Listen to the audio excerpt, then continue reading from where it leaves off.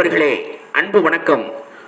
உங்கள் வடகாடு ஏகே குமரேசன் என்று ஒரு விழிப்புணர்வு தொகுப்போடு வந்திருக்கிறேன். இந்தியாவின் பசுமை புரட்சியினுடைய தந்தை என்று போற்றப்படும் எம்.எஸ். சுவாமிநாதன் அவர்களுடைய பிறந்த நாளை அவரை நினைவு கூறுவது மிகவும் பெருமைக்குரிய தருணமாகும்.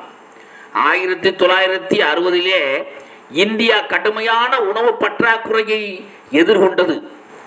மக்கள் தொகை அதிகரித்த நிலையில் விவசாய உற்பத்தி போதுமானதாக நாடு முழுவதும் பற்றாக்குறை ஏற்பட்டு 1962 மெக்சிகோவில் இருந்து கோதுமை, சோளம், வீரிய உருளகத்தை வெளிநாடுகள் இருந்து இந்தியாவிற்கு இறக்குமதி செய்யக்கூடிய சூழல் உருவானது.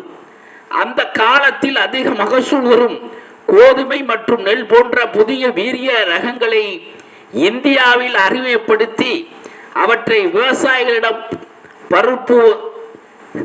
அதை விவசாயம் செய்ய ஆலோசனை பரப்புதல் எம்.எஸ். சுவாமிநாதன் அவர்கள் முக்கிய பங்காற்றினார். இந்த புரட்சிகள் பஞ்சாப், ஹரியானா, உத்தரப்பிரதேசம் மற்றும் தமிழ்நாட்டில் பாசன வசதி உள்ள பகுதிகளில் சிறப்பாக செயல்படுத்தப்பட்டது. இந்தியாவில் உணவு உற்பத்தியை பெருமளவில் உயர்த்தினர். அவரது தொலைநோக்கு சிந்தனையும் அறிவியல் அணுகுமுறையும் விவசாயிகளின் உழைப்பும் இணைந்து இந்தியாவின் பசுமை புரட்சியை உருவாக்கின.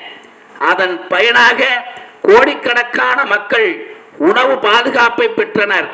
பசி மற்றும் உணவு பற்றாக்குறையால் ஏற்படக்கூடிய பல துயரங்கள் தவிர்க்கப்பட்டன.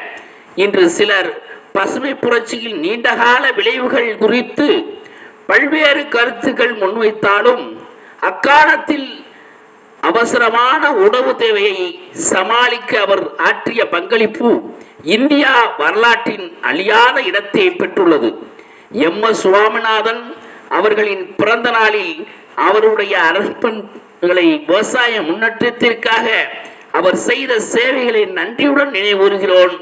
அடுத்த ஒரு தொகுப்போடு உங்களை சந்திக்கிறேன். நன்றி, வணக்கம்.